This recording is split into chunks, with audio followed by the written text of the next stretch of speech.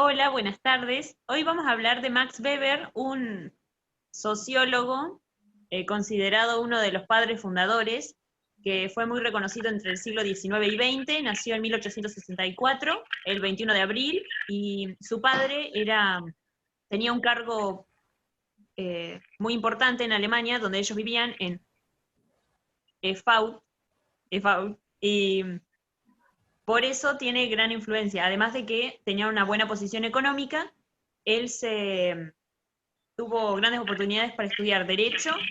También en Berlín se nutrió de otros intereses como de economía, política, y se basó más en tomar el método y el capitalismo de forma moral en base a la religión. Uno de sus textos más conocidos que vamos a hablar hoy va a ser Economía y Sociedad. Bueno, lo primero que nos va a nombrar el texto es la definición de sentido, que puede ser subjetivo e inventado, y se da en la acción del hombre, que puede ser en diferentes escenarios. También lo siguiente que va a ser dar la diferencia entre las ciencias empíricas como la historia y la sociología de las demás ciencias dogmáticas, que lo que hacen es buscar la validez y justificar la acción del objeto. Eh, una acción es racional y es comprensible, eh, pero un ejemplo de cuando no se cumple esto pueden ser los procesos místicos, donde para transmitir la experiencia es muy difícil ponerlo en palabras y, bueno, en ese caso recalca el texto que no es necesario revivir esa experiencia, tanto el sociólogo como la otra persona, para poder explicarlo. Dice que es algo importante, pero no es lo esencial. También, como toda ciencia, va a tener una evidencia que puede ser en este caso racional o endopática. La racional, bueno, como la palabra lo dice, viene de la razón, y acá da el ejemplo del texto de que podría ser cuando una persona nombra alguna justificación lógica o matemática, como por ejemplo lo que decía era, no sé, decir 2 por 2 es igual a 4. Lo endopático, por su parte, está relacionado a lo que vendría a ser todas las emociones, sensaciones, todo mucho más subjetivo. En este caso, puede ser un poco más difícil si solo se tienen en cuenta las emociones y no tanto lo racional al transmitir algo, y puede ser más difícil el trabajo para el sociólogo de captar cómo de todos esos valores se llega a la conclusión de la acción o el fin que realizó. También da el ejemplo de que la mayoría de los casos relacionados a lo religioso o al fanatismo, es que sucede esto donde lo racional y lo racional sí se deja de lado, y como el fundamento del testimonio de esa experiencia es todo lo emocional. A su vez, el método científico va a considerar todas estas emociones y subjetividades como una desviación de lo que en realidad sería una acción racional para lograr un fin. Bueno, luego hablamos de la construcción de una acción racional, que es rigurosamente ideal, si lo vemos desde la sociología, porque hay una desviación en la acción racional. La sociología comprensiva va a ser racional en el punto de que se comprende no sé, para, no, pero yo les digo en serio que no sé nada, nada, o sea, no puedo ni gambetearla, para. Además el perro. Bueno, luego hablamos de la construcción de una acción que va a ser rigurosamente racional, con un fin, y esto la sociología lo va a ver de carácter ideal. Luego de esto hablamos de que la sociología comprensiva es racionalista, y por ende relacionamos el procedimiento de que hay un recurso metódico siempre para un fin. Esto ya lo mencionó Candela anteriormente. Luego están los procesos y objetos ajenos al sentido, donde una acción, por más que sea una acción pensada y modificada, siempre va a ser de carácter de una acción humana, sino como que no existe.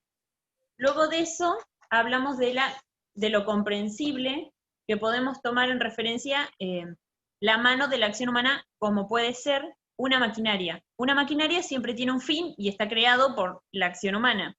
Después podemos hablar del alcance que esto tiene, histórico o sociológico. Por ejemplo, de alcance histórico, la Revolución Francesa en 1789, y de carácter sociológico, lo que expresan las víctimas o quienes estuvieron en el suceso.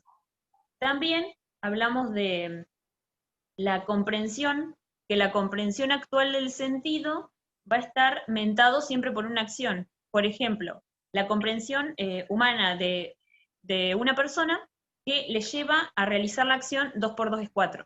También tomaba un ejemplo de un leñador que hablaba de que si él pensaba en lastimar a una persona con su hacha, iba a ser de carácter irracional porque él lo había pensado era más sentimental. Pero si rompe un árbol para un fin, conseguir leña, eso va a ser de carácter racional. Luego de esto va a hablar de la comprensión en tres etapas o tres tipos. Uno, que es de carácter individualista, que este va a ser que el hombre busca un fin y por ende realiza una acción. El segundo va a ser de modo aproximativo a un grupo de masas. Por ejemplo, una sociedad como todos los ciudadanos en el Partido de Dolores. Todos viven ahí, pero no son iguales, son diferentes y hacen diferentes trabajos, tienen diferentes características. Esto también se tomaba desde la etnia, pero eso es otro ejemplo. Y al final habla de la construcción científicamente para un tipo ideal. Esto va a ser, por ejemplo, en las teorías económicas, que habla acerca de, no sé, por ejemplo, David Ricardo, que él presenta una idea de lo que debe ser ideal, pero nadie está preparado para tener una concepción ideal ni con la experiencia. Listo. Bueno, soy Sharon y a continuación de lo que decían mis compañeras, vamos a finalizar con lo que sería la conducta, el motivo y la asociación y demás temas. Bueno, el motivo es la conexión de sentido que para el actor u el observador aparece como el fundamento con sentido de conducta. La conducta es la que se desarrolla como un todo coherente, adecuado por el sentido, en la medida en que sus elementos se relacionan con una conexión, se constituye como una conexión de sentido típico. Una asociación de hechos es una causante adecuada en la medida en la que sus experiencias exista una probabilidad que siempre sea de la misma manera y que no se modifique. La explicación causal significa que esta afirmación, de acuerdo a una determinada regla de probabilidad, a un determinado proceso observado, sigue a otro proceso determinado. Bueno, una interpretación causal correcta de una acción concreta típica significa que el acaecer considerado típico se ofrece con adecuación a un sentido y puede también ser comprendido como causalmente adecuado. Los procesos y las regularidades que no pueden ser comprendidos por el sentido que se emplean, no se pueden calificar como de hecho o como leyes sociológicas. Hay otros fines de conocimiento, como finalidades en las que se aparecen formaciones sociales, como el Estado o como compañías, que se entienden como sujetos individuales. Pero en la sociología, esas formaciones no son sino otra cosa que individuos que están entrelazados entre sí con acciones específicas de sujetos individuales. La interpretación de la acción tiene respecto a estos conceptos semejantes el fin de utilizar la sociología de manera que se pueda usar una terminología de sociología. En la interpretación se toma nota sobre el hecho de que los conceptos que se emplean son representaciones de algo que existe y que en parte se puede presentar como un deber ser en la mente de los hombres concretos. Y se deben tener en cuenta que esas representaciones tienen significaciones que son causales en el desarrollo de la conducta del humano concreto. Bien, el método de la sociología organicista parte de entender a un todo conjunto, de entender un todo para entender el conjunto social. Dentro de ese todo se trata al individuo y su acción análogamente a como lo hace un fisiólogo en temas de la economía. Bien, la acción que le importa a la sociología y a la historia está influida por motivos heterogéneos, entre los cuales se puede obtener un promedio entre ambos, propiamente dicho. Como se considera, no puede impedir que la sociología construya su concepto mediante una clasificación de los sentidos mentales, y como si la acción real transcurriera orientada conscientemente según el sentido. Bueno, ese sería la finalización del tema. No sé si mis compañeras quieren agregar algo más.